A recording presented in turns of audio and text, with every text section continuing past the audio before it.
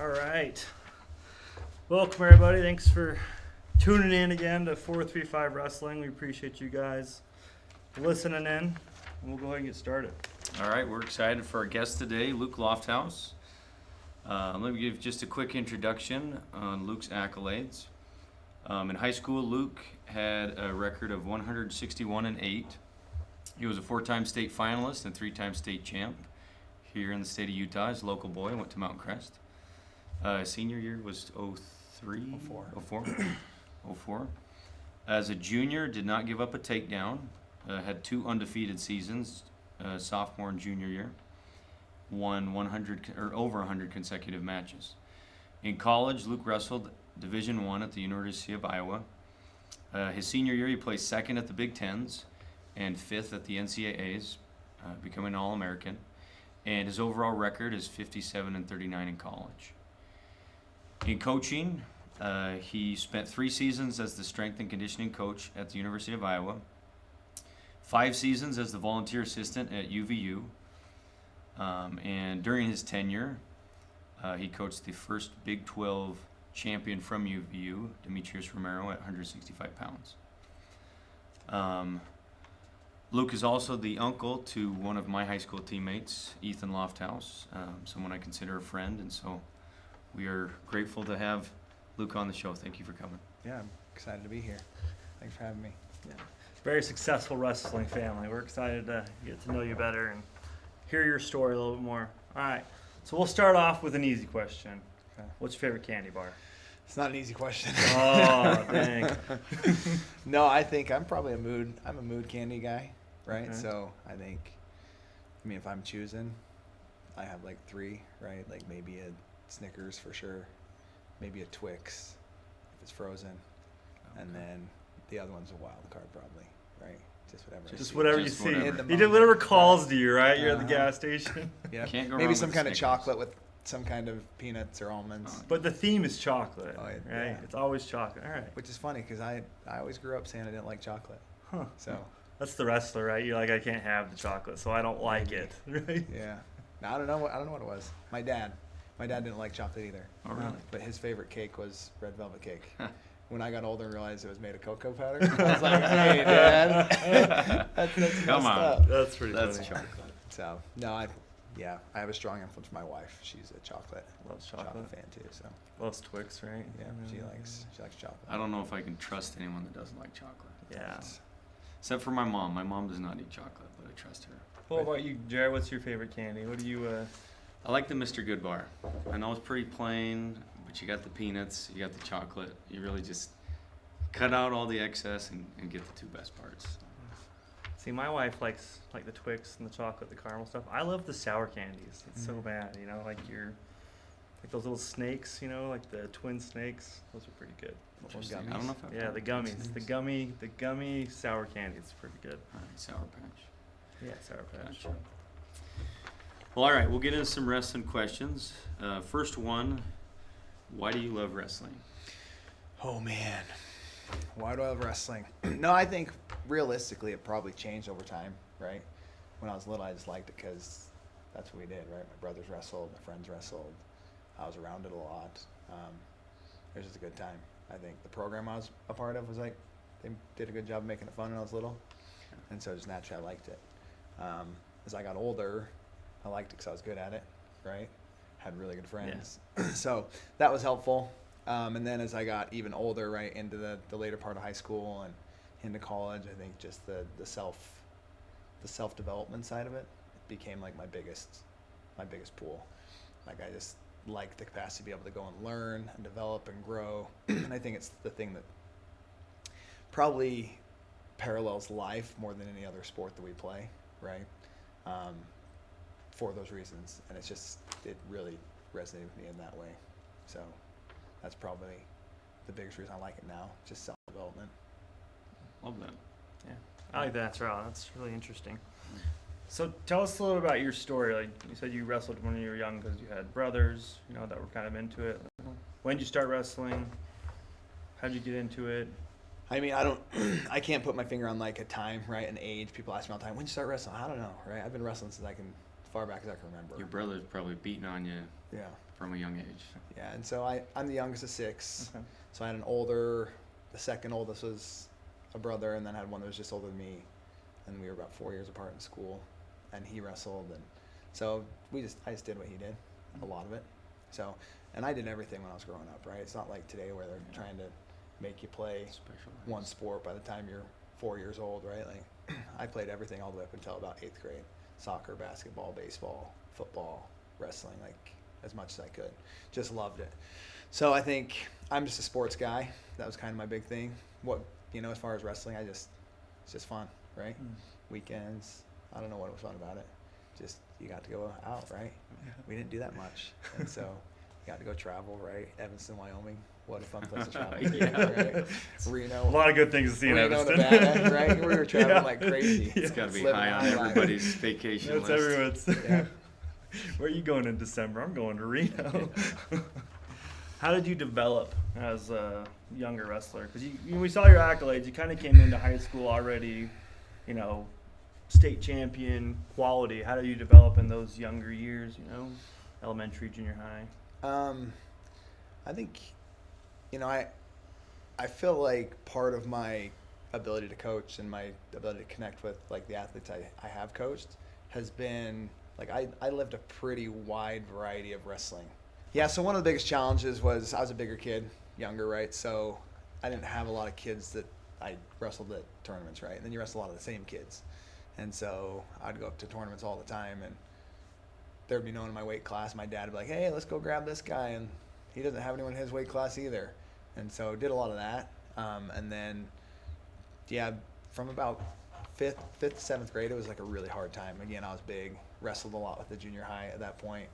I remember there used to be a little room outside of South Cache, and that's where the wrestling room was. It wasn't very big, but I'd show up there from school and just hoping the door would be locked one day, right? Just like I just don't want to go to practice today. Hopefully it's locked and I can just turn around and leave. And it was, but you're wrestling.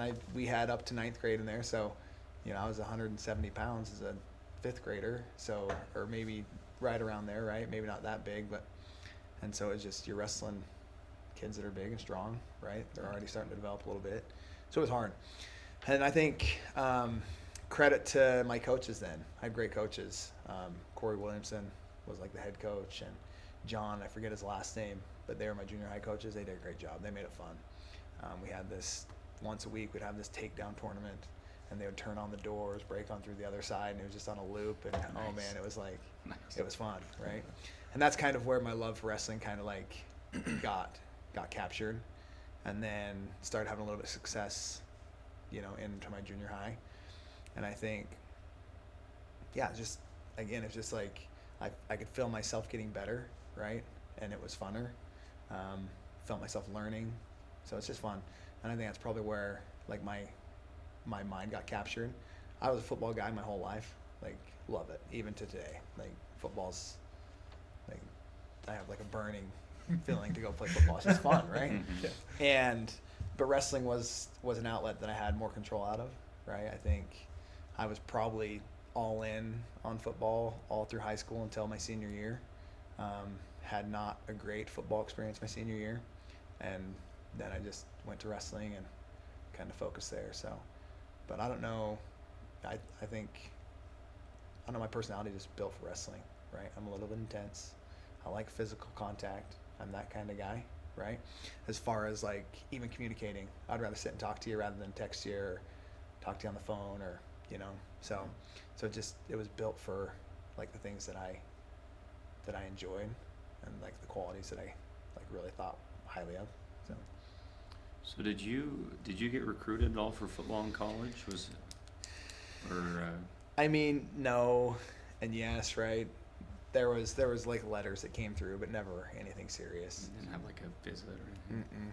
I'd go down to watch BYU football games, right? You're on their pass list, but they put probably 500 kids on the pass list, so it was fun, right? But I didn't like take any trips, and I don't know if I could have pursued it, maybe I could have been a little better, right? But there was a lot of kids from up in this valley that didn't get recruited very well for football, so and I knew that if I was going to go play, I didn't want to go play at just any school. Right? I was going to go play somewhere that gave me a chance to progress and move past that as well. So, but yeah, that's like the story, right? The recruiting and even wrestling. Wrestling kind of happened late too. Got a lot of letters early on, and it's one of those things that it's not like it is today, right? There was limited access to coaches like you have today, but somehow, you know, a couple people started writing me and a few visits, and then, I don't know if you want to talk about it now, but just what ended up, like, the story about me actually going to Iowa is pretty unique. And so, and I think one of the things, like a lot of the schools that were recruiting me, they were like those more educational prestigious, right? I went on a visit to Columbia out in New York, went on a visit to Nebraska, went on a visit to Iowa. I was going to go on a visit to Cornell, decided not to, right? Lehigh, Penn State. So that's kind of who had been talking to me kind of more intently, right? Or a lot intensely. of wrestling powers. Yeah. So, and Iowa, they really didn't recruit me like the other ones did. So they had senior nationals, right? It was different then than it is now, right? Now Brands was there at the time, right? He wasn't. Okay, because he took over the next year then. So he had been there as assistant coach. Yes. And then Gable retired, I think in the late 90s, maybe early 2001 maybe is when he retired. Who was the coach in between? Not Zada. Jimmy Zaleski. Zaleski. I was like, someone with a Z. I know that. Yep, so he was the coach. So what had happened is my brother's awesome, right? My oldest brother, he's kind of a fanatic too. And he always would make like these, and he started doing my brother's just older than me. He was on my mission when I was doing a lot of my high school stuff. So he'd go and like cut matches on VHS tapes. And like he just made all these highlight of all things, right? Family parties, get-togethers, sports, whatever it was. And he'd send them to him on his mission. So he put one out for wrestling. He just like, and he basically said, hey, give me a list of schools, and if you really want to do it, then we need to send it out. So he sent probably a half a dozen VHSs to different schools. I think he probably sent it to Oklahoma State, Iowa State, maybe Minnesota at the time, right? They were really good, that year, or that decade, I guess. They had won 2 or 3 in a row. So then I went to senior nationals, and it's one of those ones that like, I was a seasonal wrestler, right? Because I did everything seasonally. Played baseball in the spring, played football in the fall, did all 3 of them in the summer kind of, right? And then wrestling in the wintertime. And so I had never really full commit in the spring off season, and I really wanted to do that. I was going to quit baseball. My coach talked me into coming and playing baseball, right? And still to this day, it's one of those things like maybe I should have, maybe I shouldn't have, right? But it worked out. But anyway, so I go to senior nationals, and getting there, my coach talked me into playing a doubleheader on Wednesday night, right? We had a really tough couple games. So I get on a red-eye flight, right? I don't even know, but it was back in it was in Cleveland. That's where nationals was that year. So our red-eye was probably like Minneapolis, or that's where we stayed the night. And I remember you just don't know any different, right? But then weigh-ins were the next day, and we wrestle Friday and Saturday. So get in, have a couple hours before weigh-ins, and everything's great, right? And I had trained more than I had in the past, and I was actually feeling pretty good. And I started the tournament great, right? I beat one of the better kids first round. Can't remember the score, but it was fairly handily, right? Won my next 2 matches, and I'm in the quarterfinals. Quarterfinals are the next day, and you can just tell I just wasn't quite the same guy that day, right? I must have been I'm not exaggerating, maybe 50 shots that match, and it's just a different. The kid was from New Jersey, I believe. Tough kid, obviously. Yeah, he was, and they wrestle differently, right? He cut the corner on me a lot, and so I was in a high crotch, head outside, and my head was on the mat, and we were always on the edge. And so it was one of those matches, and there was one time where I was on the edge, and I kind of stopped because I thought they were going to stop the action, and they didn't. He just scooted around behind me, and that's how I got his takedown. So it was it was a 3-2 match, right? And so it was really, really tough that way. hard for me because I had big expectations to go and do better than that. And so anyway, so I'm still in the blood round, right? I got one more. I go win this and I place like great. It's all good. Well, in this match, I was doing really well. I think I was up like 6 points or something crazy like that. Maybe 45 seconds to go, and somehow I find myself in overtime. Right? Don't know how it happened. Right? Just try to do something silly, and he got back points, and so we go to overtime. Early. And in overtime, same thing. I'm in there and I hit this shot and I'm great position and I lift him up, and the next thing I remember is I'm in the air and I'm like, what in the world? And he puts me down. He takes me down, and that was like the match. And I was like, it was crazy. I don't know what happened. Right? It's just like this. I was in on the leg, lifted him up, and then all of a sudden he was in on my legs, lifted me up, and I don't know where it came from. Just like some funk roll just got to you. Yeah, so I lost that one, and I was pretty beat up and devastated because I didn't do as well as I wanted to. And I remember all the other coaches that I've been talking to, like, oh yeah, I guess you can walk on, right? We can maybe take you. I'll have to look. Something just said, no, we don't have spots, right? So it was really challenging, and that's the first time that Coach Zaleski saw me wrestle. So he called me the next day. He's like, hey, watch out there. I thought it was awesome. Why don't you come out for a visit? And so, yeah, like a week later or so, was out in Iowa City, and it was just the place to be, right? Like, everything worked out the way it was supposed to. But it was just interesting that most everyone else decided, hey, this isn't a guy we want to recruit. And then he decided, hey, this is the guy that I want. And he had talked about my brother had sent him that video. And after my state finals, my senior year, I did like a round off backflip, right? And that's one of the things he says, like, not very often find a guy that's over 200 pounds and can do a backflip, right? Yeah. So, Seriously. so that's kind of how that happened, and it happened quick, right? I had my everything taken away, all the people weren't interested, and then 2 weeks later, I was, signing my letter of intent to Iowa, and then that was the move. So it was interesting, right? All those ups and downs. Again, it's the wrestling lifestyle. Yeah. So you went a season, did you redshirt, and then you went on a mission, came back, and then that was when the brands got hired, or what was the timeline with that? Yeah, so I went straight out to school, graduated, left to go to school, and yeah, I wrestled that full year. And I don't know what my intention was, right? I think I probably intended to redshirt. When I got there, we had a really young team. I think that year we had at least 5 true freshman starters, which was very unusual for the University of Iowa. Yeah. Like, up to that point, there must have been like a handful throughout all of, at least the recent history of the Gable years into the 80s. And so we had a bunch of us, and they just they put a lot of us in there. We were really good wrestlers, right? All of us had done really well, and so they basically said, hey, we're gonna wrestle you guys if you think you can wrestle. They gave us the option, and so naturally, what do you say? Like, you bet I will, right? Again, one of the things that kind of gives me a unique experience is one, that year. So I wrestled 189 for my sophomore year of high school all the way until I graduated, right? And I just kind of gained 5 pounds every year. 182, then 190, and then like 195. That's kind of what my weight was. Well, going to school that year, I was about 210, maybe 215, right? Well, they decided they had a couple options at 197, which is what I got recruited for, and they asked if I could make 174, right?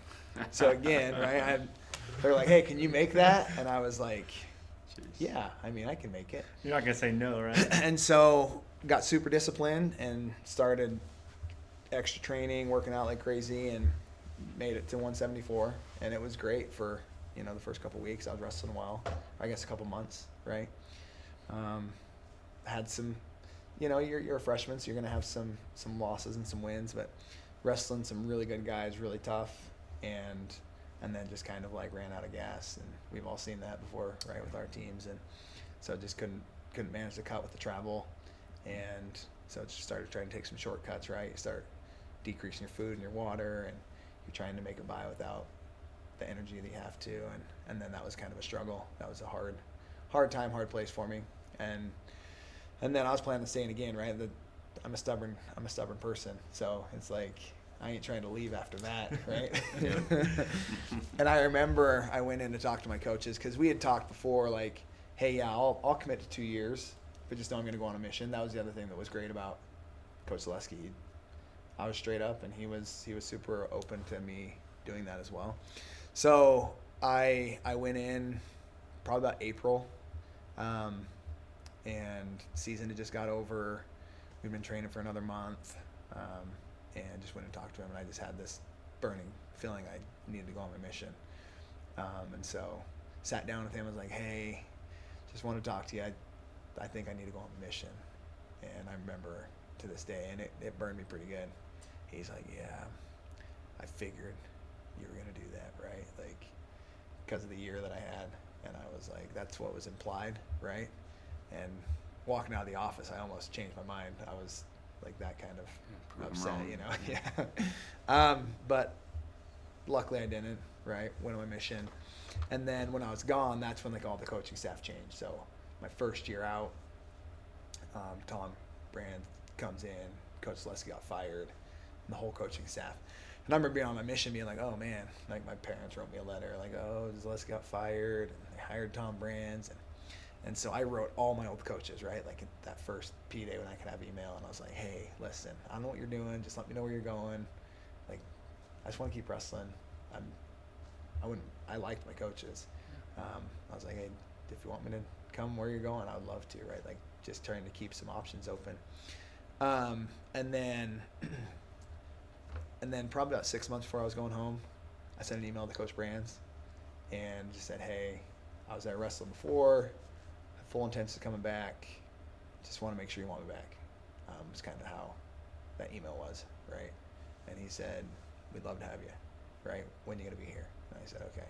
I get home in, I'll be here. And so that like kind of put everything to bed for me. Solidified, I'm going back to Iowa.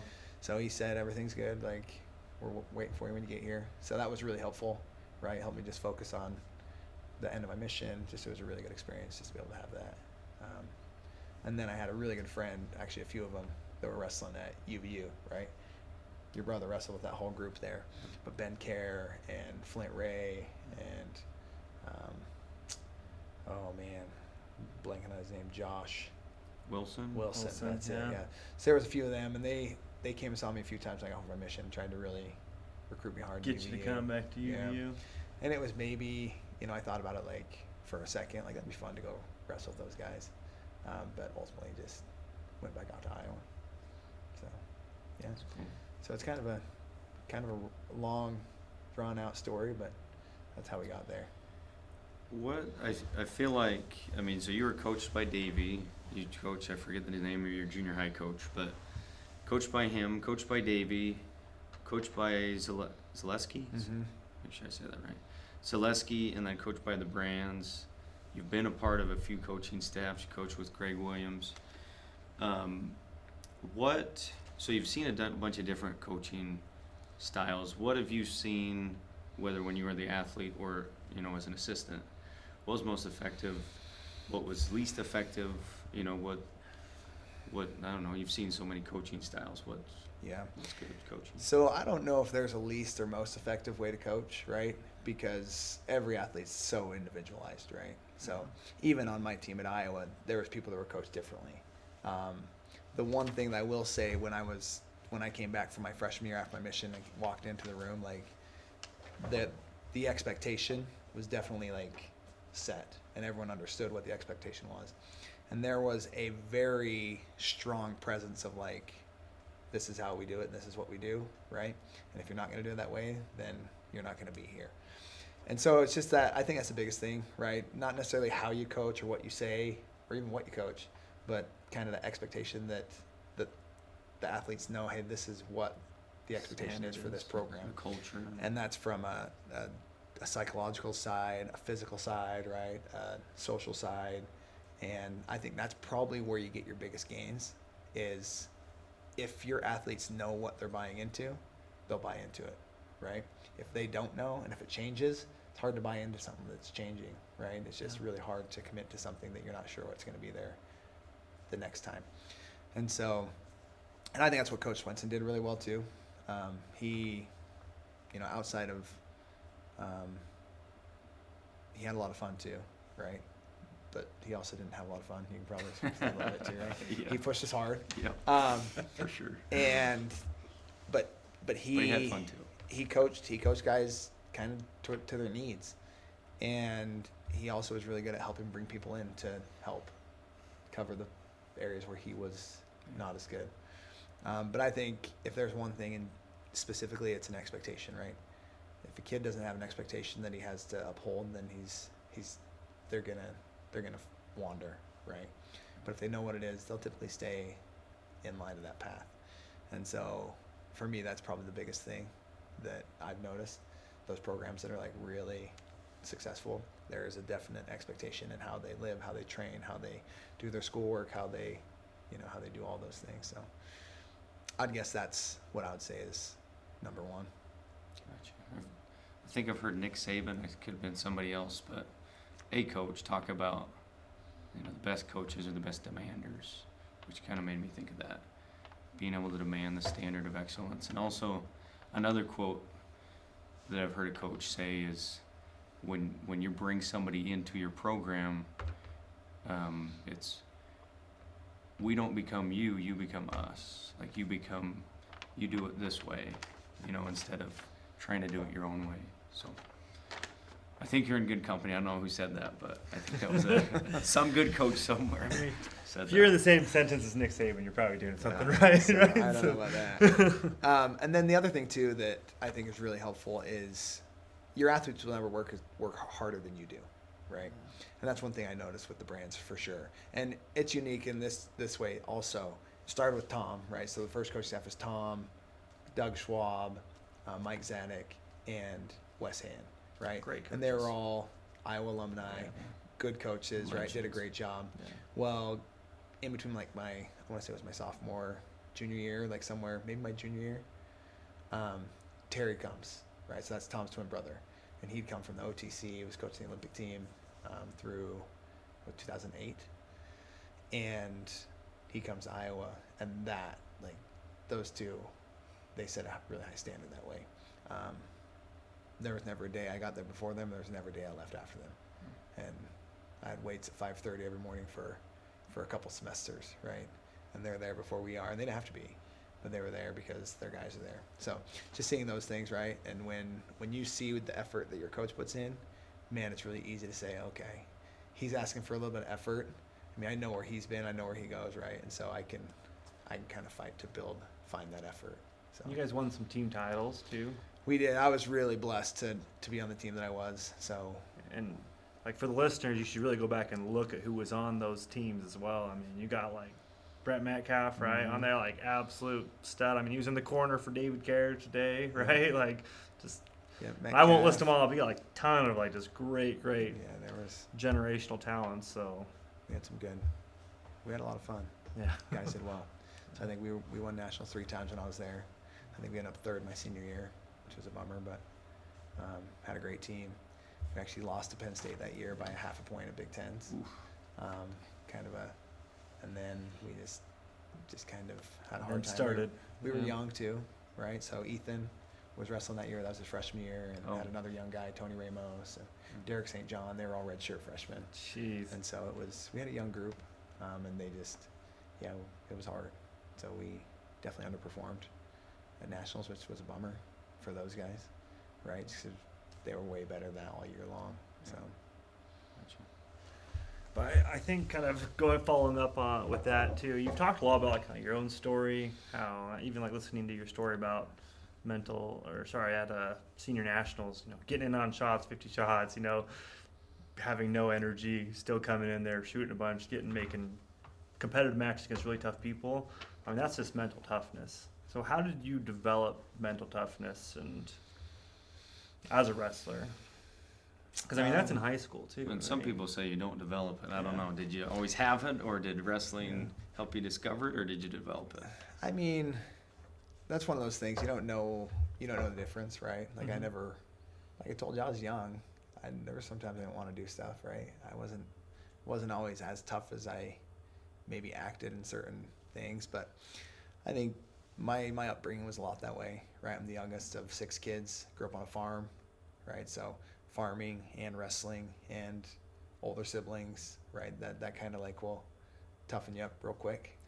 And then I think the biggest thing for me was like, you know, call it mental toughness, call it stupidity, is just, I just loved sport, right? The love of sport was really what pushed me forward. And I mean, and again, going back to, I didn't know it at the time, right?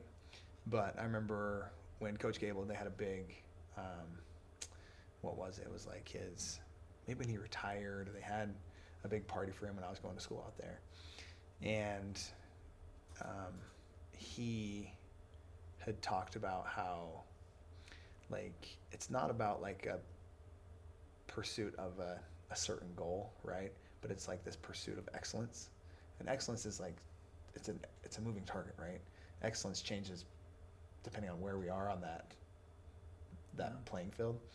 And so when he said that night, it like really resonated with me. Like, yeah, that's just kind of always how I've been, right?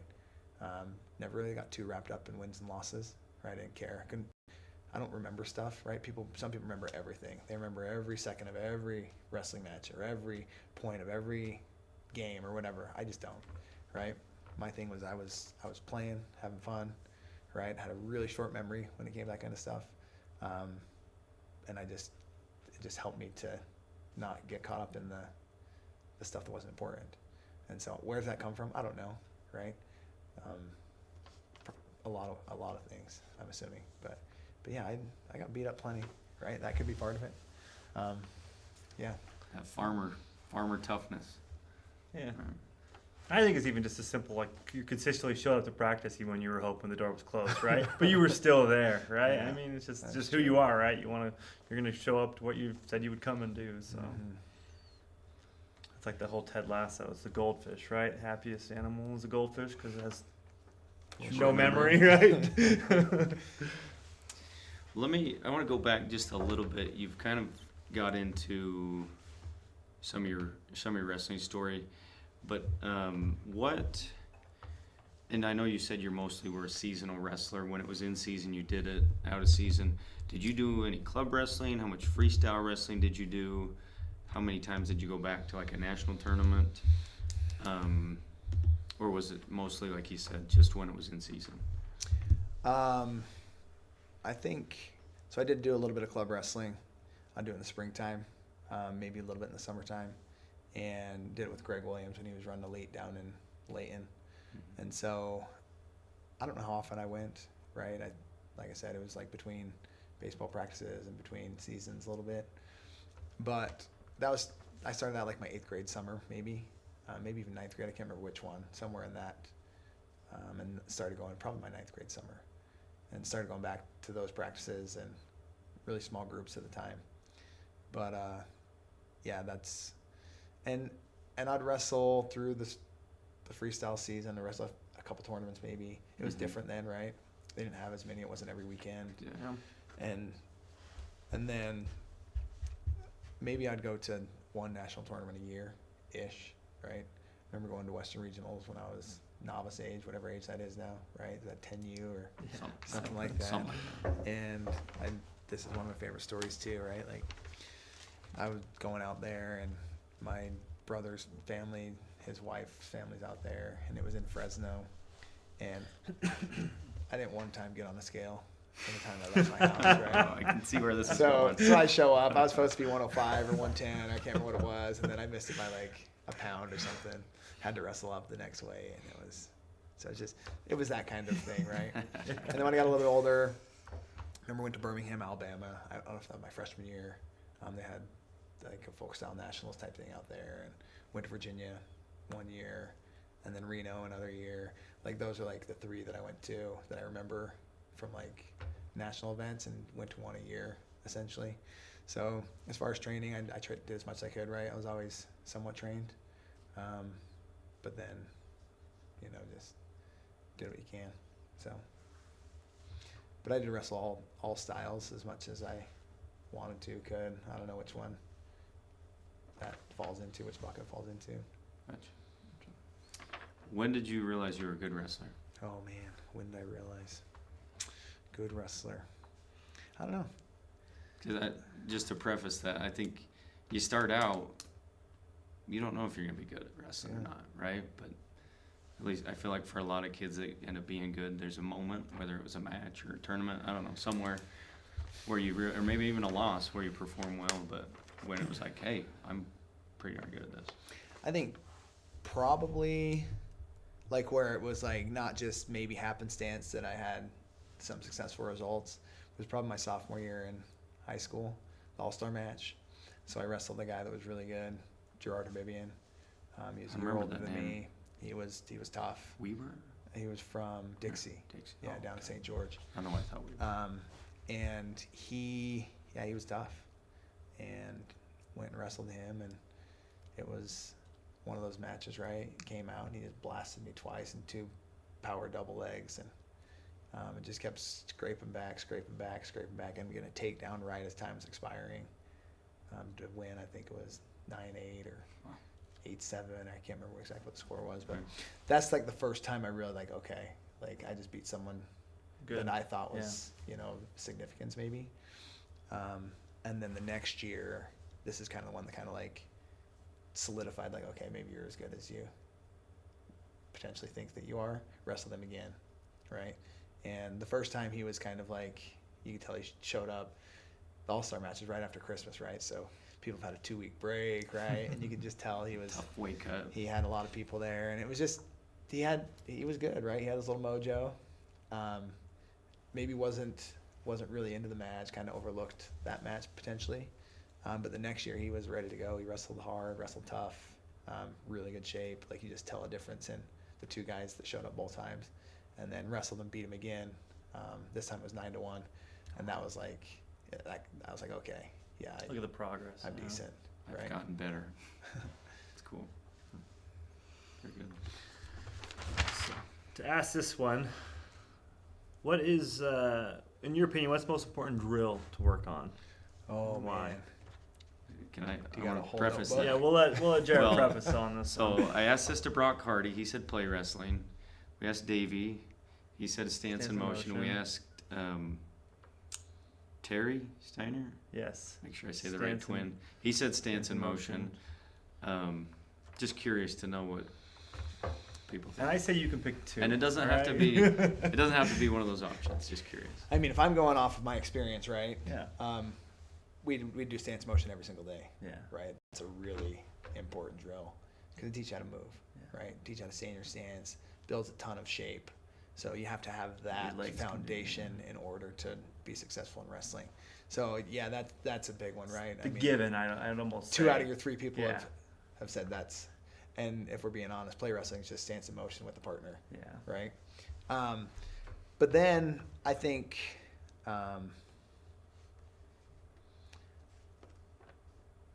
I think the like stance in motion from the bottom position is probably my next most important drill. So a shadow wrestle from the bottom. Same principles, right? Biggest problem people have getting off the bottom is they don't do enough, right? They don't move enough. They don't try enough. They don't.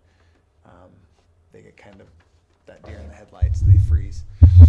And so that's, I would say those 2, right? If you're gonna come in a room I'm coaching, we're gonna do one of those 2 things every single day, probably multiple times. One before practice, one after practice, little thing. And so, yeah, I would say those are right. And when I was in college, the most beneficial to me and maybe the most developmental for me was like our knockout drill, just a sprawl go behind. Also a really good drill, right? Low ankle shot, sprawl, and you're right to your go behind front headlock position. So did me a lot of good. Yeah, number 1 takedown in college wrestling for a long time. I read a statistic somewhere that said that like the sweep single was like had overtaken just go behind, stab go behind or whatever as like got more takedowns with that at some NCAA tournament, but it's hard to believe right after how many years of just go behinds being so key. Yeah. What does it take to become a state champion wrestler? If there's a high school kid right now listening, what's he need to do to become a state champ? I mean, like I said, there's a lot of paths to get there, right? So it's my path's gonna be my path, another guy's path's gonna be another guy's path. But at the end of the day, it's all gonna be pretty similar, right? One, you gotta want to, right? And my coach had a saying in college, right? Good things happen when you want what you want. And everyone wants something until it comes to the time of actually doing the Push thing to comes get to what you shove. want, right? I think that's probably the biggest thing, right? Like, hey, if I want this, what are the key indicators that are going to help me get closest to that? And that's a big one. I just don't think that we have that like psychological capacity sometimes without a little bit of help at that age, right? So coaches become monumental in that. I remember, my goal was to be a 4-time state champion, right? Had I not really tried to do that, right, I wouldn't have been as successful as I was. And you think about also like the waves, the ripples that come from that, right? So I don't know if my brothers had that goal, right? But I did. Didn't achieve it. But guess what goal Ethan and Raider had as they started their high school? They had the same goal, right? And both of them, all of a sudden, they became 4-time state champions. And so I think there's a little bit of that, right? Just an expectation within the program, right? Hey, this is what this guy does, which is really helpful. Give people credit, use people as examples that they can see in real life. I think a lot of times as coaches, we play a lot on our experiences. I did this is how I did it, this is what worked for me, blah, blah, blah, right? Where if I can find someone in my room that's having success and I can say, hey, look at so-and-so. Did you notice the results? Did you notice how he did this? Did you notice how he wrestled that position? That's what it's supposed to look like. Because now they're tying that to, hey, what is this guy doing, right? And as a coach, you got to be careful because if that guy's out, wild hairs on the weekend, that's probably not Being your a guy bad to use as an example. example, right? And so just the one that's doing things the right way, and it just gives people like a carrot to chase, a horse to chase after. And I think that's probably a big thing, is just letting people believe that those things are possible. So. That was a really good answer. I like that a lot. So this is one that this is a question I like a lot. I mean, I know you have kids about my same age too. I saw you at baseball this summer, but why should a parent get their kid into wrestling? And what's your pitch to a parent who's considering wrestling? Just a little bit of both. It's a good question, right? Let's hear it. I mean, the why is there's a lot of whys, right? And you kind of touched on it in your beginning too, yeah. right? With Let's go over just a few whys. Self-discipline, right? Self-awareness, emotional control, right? Emotional growth, It's a big one. physical growth, right? Activity. If you can find a sport that grows your mind and your body together, wow, it's hard to do that, right? And in today's world, it's hard. Things are becoming easier and easier. It's hard to find ways to really push yourself in that way. Mental toughness, right? Like there's just so many whys. I think the biggest thing is just there's nothing like being able to have full ownership of what you're doing. And that's why I ultimately chose to wrestle, right? Like, hey, I don't have to rely on a corner or a safety or a D lineman to go make a tackle, right? If maybe I can't get to it.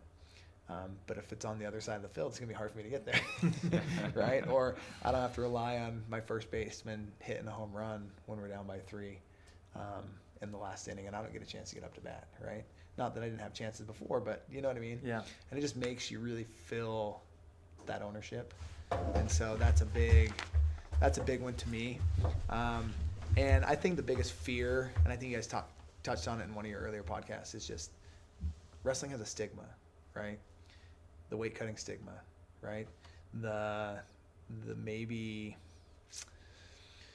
unhealthy intensity stigma, right? Those things are all going to happen, right? You're putting a lot of men in an environment, a close environment. They're gonna do battle hand to hand, right? You're gonna have a little bit of that, right? That's naturally gonna happen. That goes back all the way to our evolutionary skills, right? Fight or flight. Yeah. So I think there's a lot there where a lot of people are afraid of injury, right? And I just don't, if you get a program, if you get coaches, if you get athletes that are committed to do things the right way, I mean, your risk for injury is pretty low, right? So I think that's wrestling out of all of them, your close contact, right? It's not like someone's running at you 100 miles an hour and you're just going to run into each other like football. You know, even like I've probably got injured the least out of all of my siblings, right? I wrestled for a really long time. So there's a lot there, I think. But for me, it's just that personal development, personal growth, right? Gives them a capacity to develop who they are, truthfully, right? In good times and bad. You can't pay enough money for that. Yeah, I really like the part you said about the emotional control. I think it's such a valuable lesson to learn when you put your heart and soul into a match and you don't win, and then you have to stand there and shake their hand, you know, and face it. Like that's a hard lesson to learn, to be a good loser. Like, and wrestling makes you do that every match. Well, if you win, no. Yeah. But every match there's a loser, so somebody has to do that every match, and you'll see little kids at tournaments that go crazy, and I think that's okay because they're learning, right? Yeah. I mean, that's when it should happen. That's when you should learn that lesson, is when you're little. So, I love that part of wrestling. I think it teaches that a lot. Yeah, I think you're right on. And yeah, and the great thing too is like another one of the great blessings of wrestling is like you're not guaranteed anything. No. Right? And that's the hard thing to wrap your head around sometimes. And I remember that was hard for me, like even through college, right? I put in a lot of time and a lot of effort, and I didn't have the same success that I wanted or that I'd had previous experience in wrestling. My senior year was really the only year I really was successful from beginning to end, right? It wasn't a struggle and it wasn't a battle all the time, just to battle out a win here and there. And like being able to, like, I had a goal to be a national champion, right? Our whole team was kind of wired that way, and we just won a bunch of them, and I'd seen all my teammates do it. I was like, I knew it's possible. But when you get into that, right, there's also a level of appreciation of what you've accomplished, right? I think wrestling has the capacity to help us understand that, right? Appreciate what you've done, right? And I think we live in a world where we kind of disvalue gratitude in a sense, right? Because we want more, right? But it makes you appreciate, like, man, that was a lot of work. And yeah, maybe I didn't end up on the top of the hill like I wanted, but boy, I was fighting all the way, and my fingertips are right there close to it, and just gives you a great appreciation for, like what you've done. I think that's a huge blessing too, that I've realized in my life, made me super content in all the things I've been able to do. Yeah. And I think with your opponents too, when you know what you've put into it, you know how hard it's been, and even when they come out on top, I feel like there's just a greater respect, because you know what it's taken, and you think, man, if you beat me after all I've done, like, you're pretty awesome. It's hard to be mad, almost, I don't know. And I think you probably see that in other sports too. I feel like in football you see a lot of the guys shaking after a game, respectfully, but I feel like with the hand-to-hand combat nature of wrestling, I think you appreciate, when you're emotionally mature enough, you appreciate how good they are to be able to beat you. Yeah. Talk to us a little bit about White Rhino Wrestling. Oh man, here we go. Yeah, here we go. Right? No, let's hear it. No, here's I'll shamelessly talk about wrestling. There's no and a shame. plug, Let's hear it. right?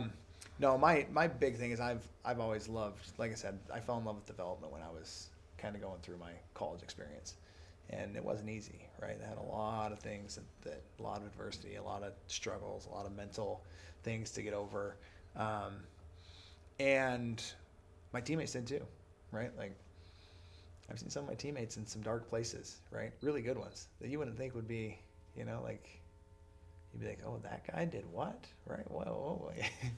I had a teammate that was a multiple national champion. He quit a couple times a year. He just walk out of practice, not come back for a few days, right? Like, it's hard stuff, right? But no, I think I love coaching, right? And I've always had a capacity and a desire to coach, right? That personal development is, like, if I can help project that onto someone, right? And help them kind of develop and grow and get a little bit more out of what they're able to do, like, that's like what fills my cup. And I wanted to do something around here, right? Just haven't had the capacity, the time, right? maybe not even the desire for a minute, because coaching was hard, right? And my experience at UVU was hard, and it ended not in a great way, right? Right during COVID, and Nationals got canceled, and I was just kind of, like, I just put a lot of energy and time into that. My family was a little bit younger, so I was like, I gotta focus on different things. But then I just ended up in a place where we could do it, right? And the stars kind of aligned that kept kind of pulling me back in. And I know I love it, right? That's not the thing. I love coaching. I love wrestling. I love the youth, right? They're just so, I just like working with them, right? They're just so malleable, right? It's so much fun. And so, so we started White Runner Wrestling. And I kind of started, when I went out of coaching, kind of did something similar. I had a White Runner Wrestling that was coaching education. That's kind of what I started to do. And then moved from California back to Utah, and things just kind of, with different job stuff and different focus, they just kind of fizzled out. So that's where the name originated. We brought it back, right? And so, so we just, I'm just trying to build something that the whole community can get access to good wrestling, right? Exposure to good partners, exposure to good coaching, exposure to, like, a lot of things, right? And not that there's not good coaching here, but it's always good to have a different voice in your ear sometimes, right? Sometimes a coach is going to say something a little bit different than you or your normal coach, and it resonates with you more. And that's the same thing, sometimes I might say stuff that they're like, what are you even talking about? And then, they go and talk to Coach Morrill, and he's like, oh, that makes perfect sense. And so we're... It's probably the other way around. we're kind of trying to build it, and this is the first. We did a little bit this summer, just kind of like a little test around, like, hey, how... And I've worked with a few kids, right, like a 10 to 12 kind of the last couple of years, just real limited basis. And so we decided to, like, really jump into it. So we've had a great reception, right? People have received it well, and we got a great group of kids, and I'm super excited to kind of see where it goes. So how do people get in contact with you if they're interested in it? So we have White Runner Wrestling on Instagram and Facebook. That's a big one, right? And that has all our contact on there. So whiterunnerwrestling@gmail.com if you want to email us. Mm-hmm. And that's probably the best way to get a hold of us. You can message us on any of those places or email. And we're, like I said, we're from high school boys, high school girls. We're going to start junior high and youth in a couple weeks here, and I guess in about a month, mid-October. And I think I'm super excited. So how low will the age group go for youth then that you're thinking? So we have, one of the cool things about Cache Valley is we have that youth program, right? Yeah. Right. We used to call it Pony Express in Mountain Crest. Well, we'll go all the way down to that group too. So they'll do their little community, right, kind of around the valley. Mm-hmm. So we'll have that pre-K up to that 5th grade. 7 weeks thing that starts. So I don't know how long it goes for, and then whoever wants to carry on with the junior high from that 3rd, 4th up to 8th grade. And you'll be coaching. Then we'll run those ones too. So it's kind of from bottom to top, right? And it's a full-time thing, right? Yeah. Like, it's a lot of energy, a lot of time, but it's fun. Like I said, it's wrestling's one of those things that really gives me it really calms my mind, right? Mostly because it's one of the sports that when you're in it, you can't focus on anything else. And if you are, you're going to be in a bad position, right? You're going to find out real fast that you're right back to reality. And so it's a really good outlet for me. And I don't compete the same way. I don't wrestle the same way, but I can find the same outlet just helping and kind of giving that off to the youth as well. And it's a way to get back. I had great coaches growing up, had great programs, had great opportunities, and we have that, right? But I think there's a little bit to be desired here post high school, right? And so that's a big one. It's great to have people like Jared come back and coach, right? Go and wrestle in college, come back and coach. It's great to have these coaches that coach at all, right? It's a lot of work. You guys both know. It's a huge time commitment, for sure. Huge sacrifices, and then just giving coaches like a chance to relax a little bit, like truthfully, right?